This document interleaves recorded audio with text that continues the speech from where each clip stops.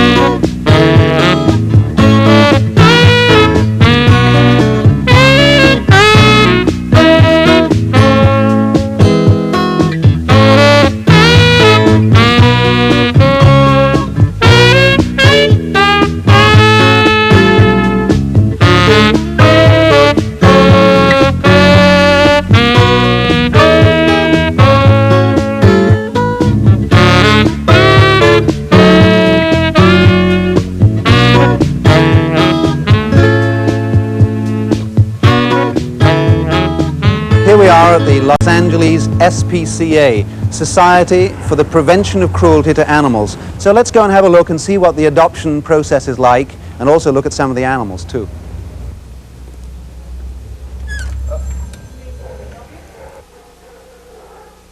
When you get to the animal shelter and go inside, you'll see all varieties of cats and dogs, mongrels and purebreds, and little kittens and puppies as well.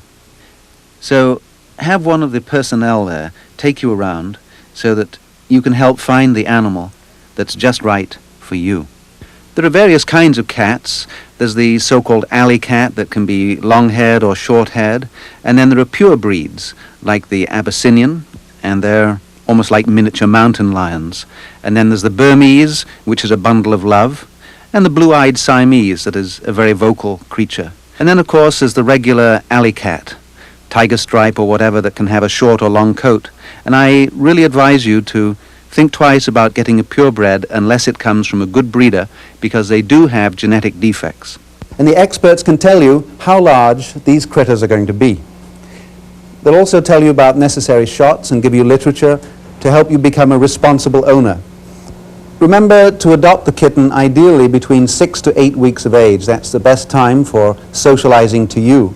And decide whether you want a male or a female, because the animal shelter will probably insist that the kitten be brought back to be neutered later in life, just to help control the pet overpopulation. You may instead prefer an adult cat, like this gorgeous lady, who's just a bundle of fur and will be a very cuddly companion without you having to go through the growing pains of raising her. She's a little shy before the camera, of course, aren't we all? And as you go through the animal shelter, you'll see the cats in the cages, and it'll be very easy to find the right one for you with the right friendly temperament. And remember, a friendly cat will be purring, rubbing its head against the cage because it wants to rub against you, and its tail will be up in the air, the old friendly signal. And I generally finish up wanting to take them all, but you can find the one that's right for you. Yes.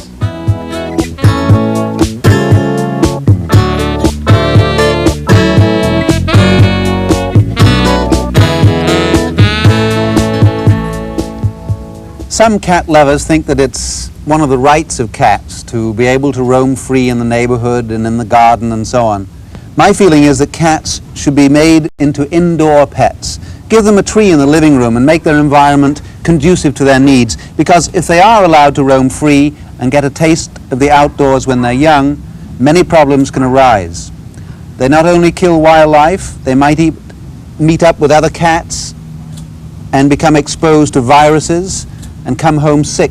They could meet up with rabid wildlife as well and come home rabid. Or in some areas they could be a coyote's dinner. Furthermore, as they become hunters and they kill small rodents, mice and voles, they will pick up tapeworms from eating the meat of those animals. And there's another thought too. As a young tomcat, and this little fellow is going to be a tomcat very soon, they want to go out and fight to establish their territory. And this little cat will come home bitten all over by the larger cats. And bite abscesses from cats are very painful and require extensive veterinary treatment. The best solution there is to neuter your cat. So all in all, if you really love your cat, keep it indoors.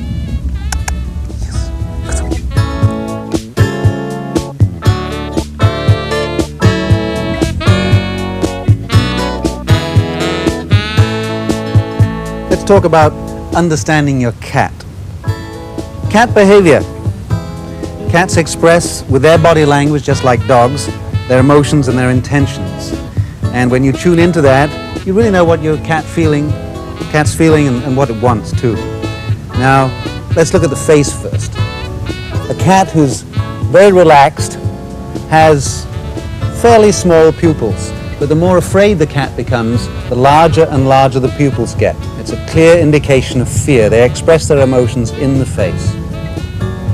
A cat who wants to play with you will look at you like this and then just go plonk, flop over on one side. Let's look at this one's body language. I'm petting her and she's raising her tail. This is her social gesture, saying that she's feeling pretty good about this. We have a little kitten here. Hi, kitten. See the nose touch? Cats do a nose touch. That's a social gesture. And your cat will probably wake you up in the morning with a little nose touch. It's saying hi. And you can mimic the nose touch if you don't want to get your nose right next to your cat's, simply by putting your finger forwards. Hey, kitty.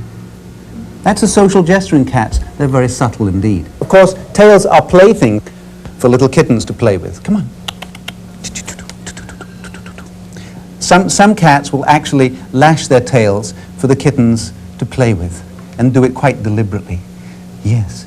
Now, this cat is now giving me what some people think is a sexual display. I call it a socio-infantile signal. Little kittens present the hind end to the mother to clean. And sometimes it's rather embarrassing when your cat is being friendly to visitors. It'll jump on the visitor's lap and then present the hind end right to their faces. This is a reverse smile in cat language. Now, part of the body language is knowing the body parts of the cat where you can control its behavior. And you hold the cat by the scruff when you want to inhibit it.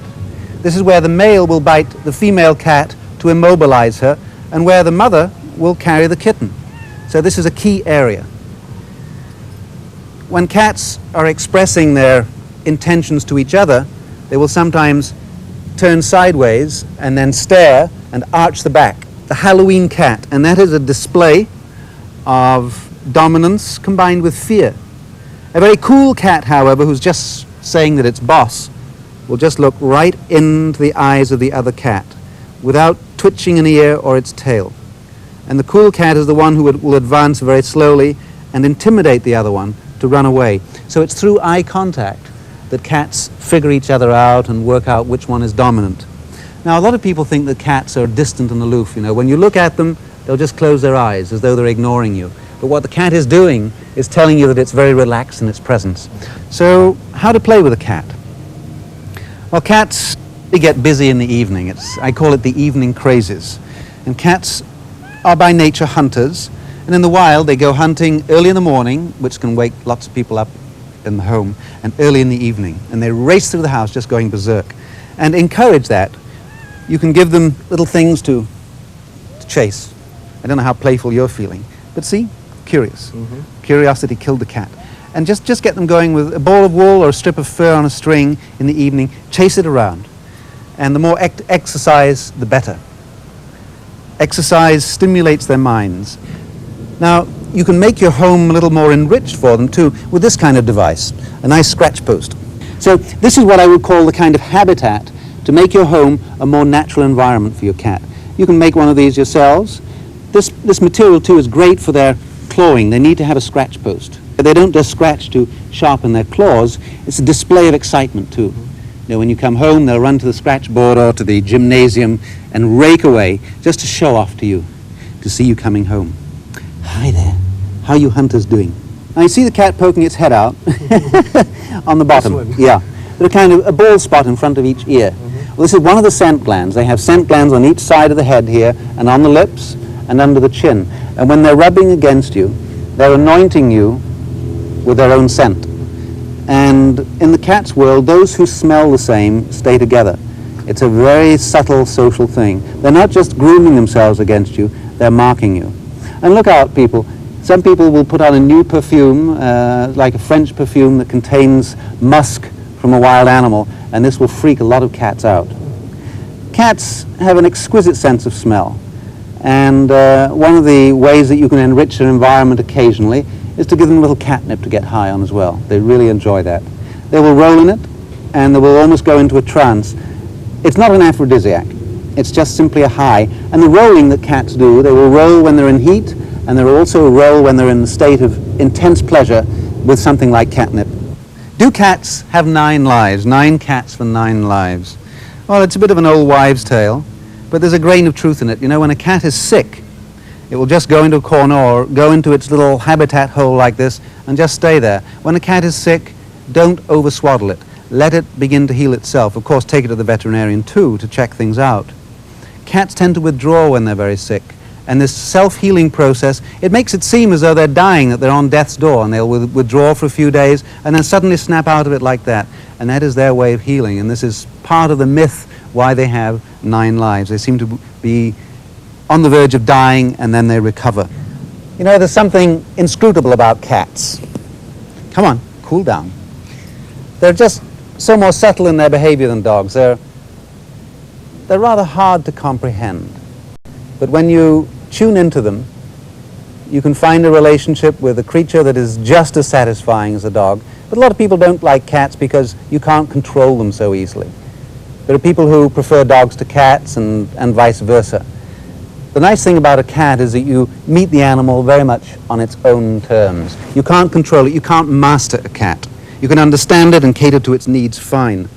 They're very convenient too, because being less dependent, they don't miss you when you're away at work, and they don't have to be housebroken. They don't have to be taken out for walks to mark their territory all the time. And kittens come already programmed to use a litter tray. All you need is a litter tray and show them where it is, and they will go right to it. Cats, you know, are originally desert animals, and they do like to lie and laze in the sun. So if you have an apartment cat, make sure that you have some window ledges. You can even put an extra little shelf in there with some carpeting on it so they can catch the sun during the day. This is part of their natural yoga. Cats really enjoy the gentle stroking. They groom each other too. You have 2 cats, they make nose touch like that, and then one will start gentle grooming around here. Sometimes they'll nibble each other's eyebrows off too. I wonder if one mate does that to another, that it will tell other cats this one's married because it has no eyebrows, because one cat can't take off its own eyebrows itself. Then you can mimic some of this cat licking by grooming your cat, stroking it, or by giving it massage. And for grooming a cat, I like a similar brush that I use with a dog. The wire bristles, yes, on one side, the wire bristles and the rubber for flexibility, and the bristles on the other side to give a shine. And just let it go through slowly and gently. Yes, yes, oh yes. And as you groom, just twist out the loose fur. I advise people to groom their cats every day, especially if you have a Persian, a long-haired cat, because the fur snarls, will make fur balls, and the cat just can't groom itself. It can't manage, can't handle a large coat. The grooming helps remove the loose fur that otherwise the cat would swallow. The cat has little rasps on the tongue that point backwards, and so anything that gets into its mouth it's going to swallow. And the fur builds up in the stomach and forms fur balls, which can cause indigestion problems and can even block the intestines and could kill your cat. So avoid the fur ball problem with a regular grooming. Yes, cat.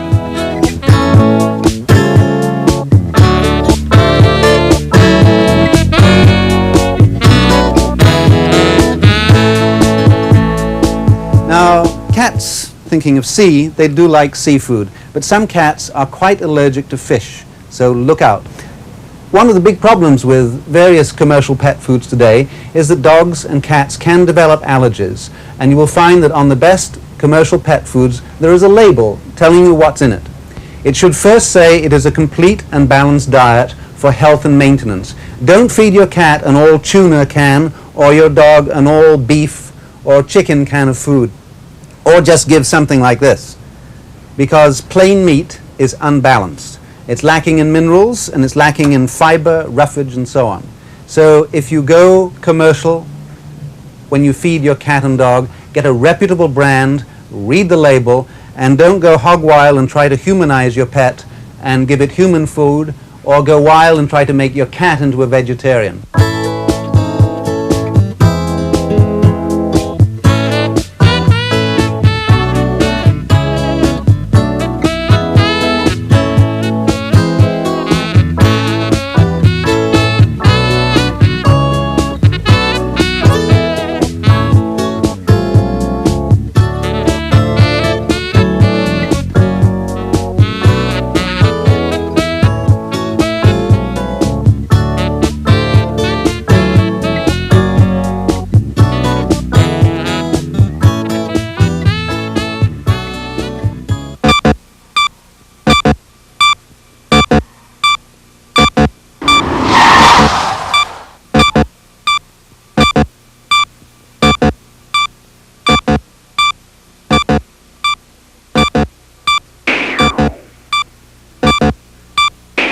Basic tools for emergency care for a cat is something to wrap it up in so you don't get scratched, and a box or carrying case to put the animal in so you can take it immediately to the animal doctor.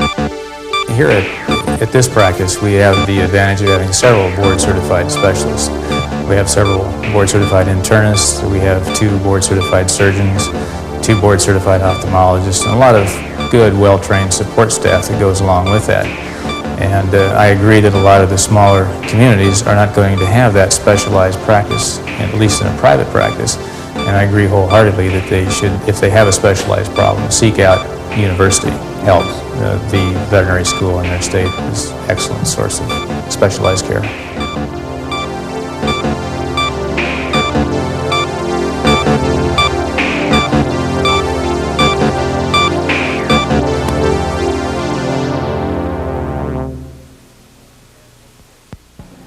Health care for cats. Cats, just like dogs, have health problems, and when you get a new kitten, take it at once to the veterinarian for a general health check. Get a container for the same old stool sample, because kittens, just like puppies, can pick up worms and can be born with them too. And the worms in their intestines will suck away all the nutrients and could kill your kitten, or at least stunt its growth. So as soon as you get your new kitten, take it to the animal doctor, and the doctor will tell you what kind of vaccination program you should set up too. Because at different weeks, the old injection is given again, just as with a puppy or an adult dog, to protect the cat from various viral diseases. Cats are extremely susceptible to contagious viral diseases, such as feline panleukopenia, or cat distemper, and cat flu. Let's talk about signs of sickness in your cat. In some ways they're similar to dogs, but also they're different because cats are not entirely dogs. But let me emphasize this: cats and dogs are distant cousins in their evolution. One of the first signs of sickness in a cat is withdrawal. A sick dog will often solicit your attention, but a cat, when it's sick, will often withdraw and just stay in a corner. It's not responsive, it's listless, it goes to sleep. Look out if the cat is sneezing. Any discharge from the eyes here.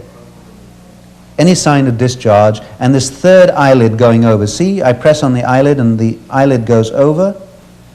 If it stays over the cat on both sides, chances are it's starting with a virus infection, possibly cat flu, and the virus will weaken the cat, suppress its immune system, and make it more susceptible to other diseases, especially if it's a little kitten and already has some internal parasites too. The combination of these things can shorten its life very quickly. So look out for the head end, the sneezing, the snuffles, the eye discharge. Some cats will develop a little bald spot behind each ear, and the owners think that's kind of funny, and some scratch marks there, so they put some salve behind the ears. That's quite the wrong thing to do. The cat is trying to scratch inside its ear, but of course it can't get its paw inside the ear. A bald patch on each side here indicates that your cat has ear mites. And one of the signs for ear mites, and you look in the ear, is a brown tarry discharge. And you can get a Q-tip and just pick it out and see what the discharge looks like. Don't go poking around in the ear to clean it out because you can damage the ear. If you see a brown tarry discharge, that is one of the cardinal signs that your little kitten or your adult cat has ear mites. Don't home doctor, take it to the veterinarian for the proper prescription drug. Another area to check as a routine is your cat's mouth. Sometimes they will develop ulcers in the mouth and gum infections, and especially those back teeth, just as with the dog, they will sometimes develop, when they get older, a brown calculus or tartar deposit, and this can lead to a rotten tooth and an inflamed gum. It's advisable to feed the cat a little dry food or a raw chicken neck, some veterinarians recommend. Other signs of sickness in cats include rapid breathing, panting, and difficulty in maintaining its balance. This can indicate a neurological problem, sometimes related to these ear infections. Another sign, and by the way, the rapid breathing is often diagnostic of pneumonia. Another sign is diarrhea. Feline distemper, one of the first signs, just as with canine distemper with puppies, if it's not going to express itself as pneumonia, can appear as diarrhea. So every day, examine your kitten or your adult cat's litter box, just to see whether the stools are normal or not. Another health problem can be quite the opposite, and that's constipation in cats. And I advise, if you do suspect constipation, to get a mild laxative. There are laxative tonics that you can get from your animal doctor that will greatly help the cat.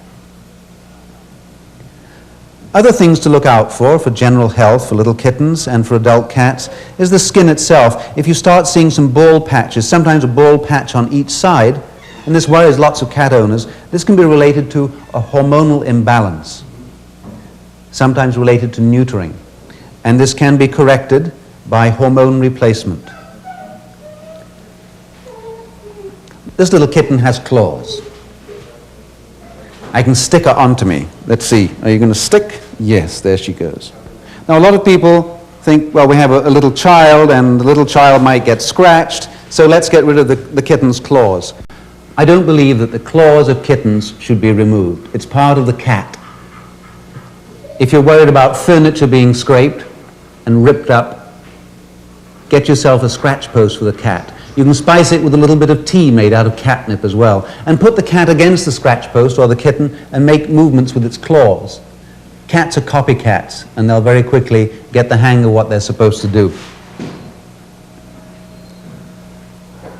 Cats, just like dogs, have a body language, and the tail is a very important signal. The little vertical tail of the kitten is a following response. Come on, kitty. Come on, kitty. Kitty, kitty, kitty. Kitty, kitty, kitty. Come on. Come on, kitty. Meow. This is a social signal. It means I have friendly intention towards you. It also means I'm following you. And this is probably one of the reasons why cats occasionally get their tails caught in the refrigerator door. They're giving the tail up signal, look after me, I'm being very friendly, and bang. Well, let's see what this little kitten does when it meets an older cat. Okay? Let's just put the other cat here. They've never met before, and let's see how they do. Now, back off. Yes. Okay, hold. Now, you saw the reaction there, that this adult cat hissed at the little kitten. Okay, let's take you off camera now. You're quite distressed. And hear the meowing there. The cat is very distressed. Why should an adult cat feel threatened or intimidated and have to hiss at a little critter like this? Well, this is part of cats' nature. They're not such groupies as dogs. And it can be a problem when you want to bring a new kitten home into your house and you have a resident cat. The resident cat hisses and runs away as though it's terrified. Occasionally they will attack, so look out. Cats are inscrutable in their ways. When you bring two strange cats together, give them time to get used to each other if you want to make or bring an additional cat into your family. Because one of the things that really triggers their antisocial behavior is because they don't smell the same. And putting a little perfume on the new cat and on the resident cat can give them a sense of shared identity, and this is one of the best ways of bringing a new kitten in the home where you already have a resident cat. And don't forget, the resident cat may start feeling jealous, it might start spraying or become unhousebroken, and being unhousebroken, there are many reasons for this in cats, but one of the most common ones is that the cat is emotionally disturbed by the presence of a new kitten or even a baby in the house. So don't jump to conclusions that the cat is simply being disobedient when it's unhousebroken. There's another problem of being unhousebroken with cats, especially when they get older. They start urinating, sometimes even at your own feet, and they strain and strain and strain. This is a chronic disease that cat owners must always be alert for. It's called feline cystitis or urinary syndrome. The bladder becomes inflamed, and sometimes the external urethra in the male can become blocked with calculi or sand, and so the cat can't even urinate. This is a chronic recurrent disease, and if you suspect it because your cat is becoming unhousebroken and urinating frequently and straining and clearly in pain and sometimes passing a little blood in the urine, it is an emergency. Take it to the veterinarian, and he or she will prescribe appropriate treatment, including a change in diet. Hope you never get that, little kitty. Neutering your cat. There are many advantages in neutering your cat, somewhat similar to those for neutering dogs too. But since cats are a little different, there are some additional advantages. One is the fact that tomcats, as they begin to mature, will spray the house and stink it up. They're marking their territories with their urine. And when you castrate the male, you will virtually eliminate this problem, but not always. It's about 50 to 70% guarantee that you will not have a stinker when your male cat grows up, if he's neutered. There are similar health advantages to neutering a cat as a dog, one being reducing the possibility of breast cancer in a female cat who's been neutered, eliminating the possibility of uterine infection or ovarian tumors. But it is important when you are considering having your male cat castrated not to have it done too early in life. The older the better, because if he is neutered too young, the penis does not grow to an adequate size, and the orifice and the canal inside, the urethra, can be too narrow, and this will make the cat much more susceptible to blockage when the bladder becomes inflamed and the cat develops this feline urological syndrome, where there is sand or calculi developing in the bladder. This can pile up and block the urethra. So if the urethra is large and the cat has been neutered later in life, the possibility of a blockage and a real crisis on your hands is greatly reduced.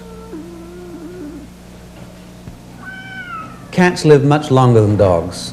A 12 or 15-year-old dog is pretty ancient, but I've met some cats in their late 20s. And just like old people and old dogs, cats need special care the older they get. They need a high-quality protein diet. Sometimes they need a special diet to help them with the bladder problem, or a heart problem, or kidney problem. So consult with your veterinarian frequently when you have an old cat, because geriatric cats have health problems that can be supported with proper nutrition and other kinds of treatments that might be prescribed. A lot of people wonder what these whiskers are for in cats and dogs and other wild animals. Well, these are like wind detectors. And this is very important for a hunter to know exactly the direction of the wind when they're tracking prey, because they use the wind to get the direction of where the scent is coming from. Another theory, too, is that these vibrissae, as they're called, the whiskers, might act as dowsing rods, like a water witcher. And the animals are very sensitive to the Earth's electromagnetic fields along their various trails. This might sound a little mystical, but try this one. Cats, in their frontal bones here, have an iron-like deposit which gives them a directional sense. It's like an internal compass. We have them in our brains too. Bees have them, and pigeons have them. And it's one of the extraordinary aspects of animal behavior research that is revealing some of the great mysteries of why cats, for example, can find their way home when they get lost.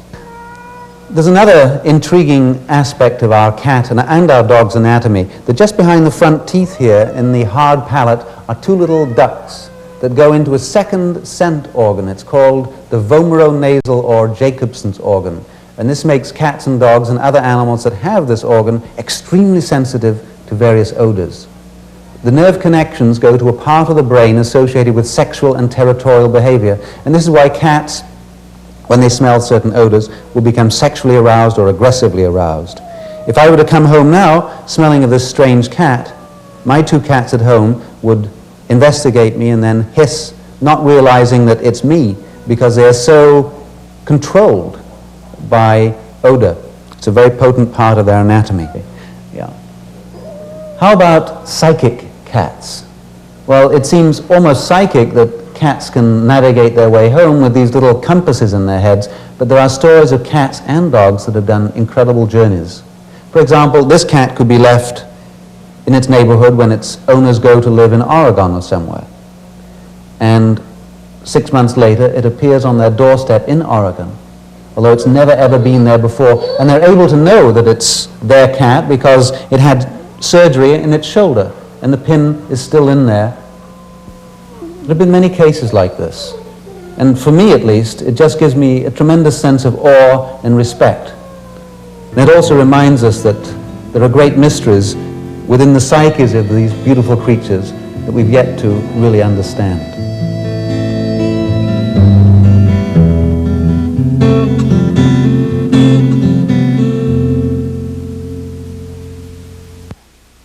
Dogs and cats love to be stroked, and cats, some people think they're incredibly sensuous, and I think they are.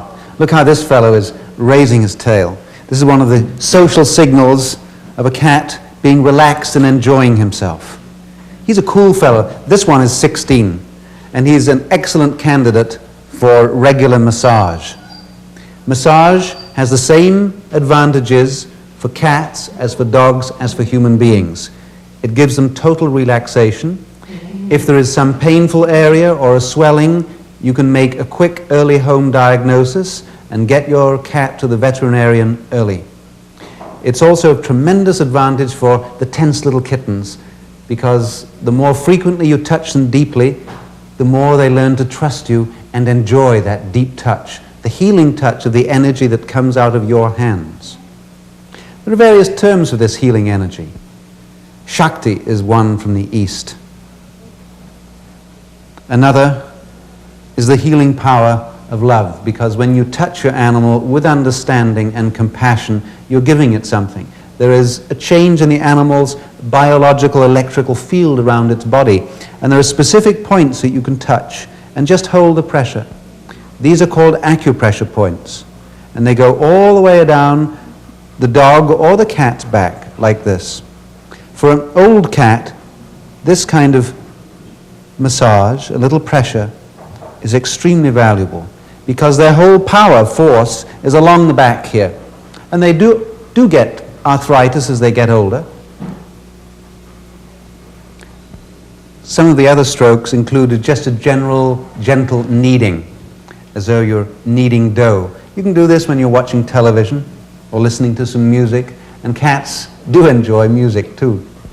Music is just as relaxing, but perhaps a little less potent than your loving touch. So let's get the system going. You begin with the head end here, the temporal muscles in front of the temples, and the masseter or jaw muscles. These are the chewing muscles of the cat. Then down the neck here. Cats and dogs love it behind the ears. You know, they're holding their heads up all the time. It's quite a lot of tension. And the cat only lets these muscles relax completely when it goes into the deepest phase of dreaming sleep. And yes, cats and dogs do dream, by the way. I don't know whether you're going to dream today with this touch, but we shall see. The basic anatomy of the cat is rather like that of the dog, but they're a little bit more springy. You see how the legs here are springing with the shoulder blade coming up here, and then the point of the shoulder here and coming back and down. So feel how these bones line up. This here is this here on me. This coming up here is this. And back here is the shoulder blade, which is way back here on me. So feel around and get used to massaging the muscles around there. When your cat gets very relaxed, you can even lie it on its side and extend and flex these limbs. This again is bringing about a reflex relaxation response. This is the first time that I've handled this cat. He's a very trusting fellow indeed. Yes. With a very relaxed cat, yours at home, might even lie on the side like this. Occasionally with cats and dogs too, I've literally mesmerized them to sleep with the healing touch. Towards the end of the massage, after you've worked around the shoulders and down the limbs here, and again all the way down here, here is the point of the hip. It's important to work around here, especially for arthritis in the hips that older cats get. The knee is here.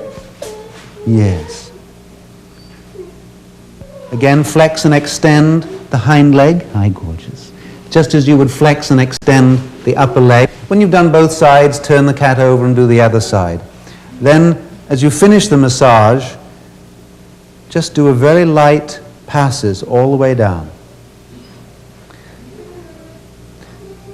Never massage a cat or dog who is sick, especially one that has a fever. But massage is very beneficial for an animal that is recovering from surgery or from an acute disease when it's in the recovery phase and is beginning to heal itself. Let me show you another shot of the acupressure points. They go all the way down the back here. And just keep your fingers and just hold and then relax. Hold and relax. Hold and relax. Hold and relax. Talk to your cat in a gentle voice as you're doing this. Some cats find the initial massage a little too invasive, so just do 2 or 3 minutes. Begin by stroking and then do a little kneading as though you're making some dough. And your cat will eventually relax into that, and you can feel the muscles relaxing, and you can go deeper and deeper. Let's try you in another position now and see how you'll do. When your cat is relaxed and on its side, also massage its abdomen. This is important because when the cat is sick, it might have to have its abdomen palpated by the veterinarian to make a diagnosis for possibly a tumor or constipation or whatever. And if your cat is used to being handled in this way, it'll be much easier for the veterinarian to handle your cat. It will not be a scaredy cat. The more relaxed the cat is, the much easier it is for the animal doctor to diagnose various health problems. And regular massage will help your cat to become more relaxed, more trusting, and it will be beneficial because you're giving it energy, and you might be able to spot some sickness early on, and that could make a difference between life and death. Thank you. Introducing a young kitten into the home can be sometimes very easy. Notice how the gentle, wise Siamese here immediately sniff the nose. This is social, and sniff the temporal glands here and here, and then gave a hiss at the kitten. but didn't swipe or bite. This is the dominant cat's way of saying, "Cool it, kitty. You approach me with humility." And the kitten is being quite passive. The kitten already understands this language. When you introduce a new cat, give them both time to settle, and don't forget that the resident one is probably likely to feel quite jealous, that its tail's out of joint, so to speak.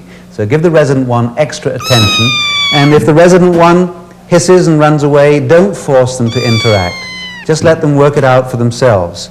And in my bag, 2 cats are generally much happier and healthier than 1. But how about a kitten and a dog? That's another question. One of the tricks of getting them together is to get a very young kitten and a young puppy and raise them from early age on. But of course, if you have an older dog, what are you going to do if you want to bring it in a companion? I suggest there that you get, again, a very young kitten, but you must be on the alert because your dog might be jealous or might respond to the kitten initially as though it were prey. Let's reverse the scenario too. Suppose you have an adult cat and you want to get a little puppy. Well, there again, the resident cat might feel jealous, feel that its territory is being invaded. So give the resident cat lots of attention, help it feel secure, and eventually the puppy will be seen as a non-threatening other and a great companion. And it's just marvelous how cats and dogs do get on together once they're socialized. They will play hide and seek, they will groom each other, and they'll keep each other company when you're away at work. How are you 2 guys getting on? Yes. Oh, yes, sweet puppy. Sweet puppy. What do you think of this kitty? So introduce the kitty and let the dog sniff it and investigate. This one's more interested in me right now. My interest in animals goes much further than understanding and caring for your pet. I'm involved in trying to bring about humane reforms and, in a sense, to revolutionize the ways in which farm animals are being raised on so-called factory farms.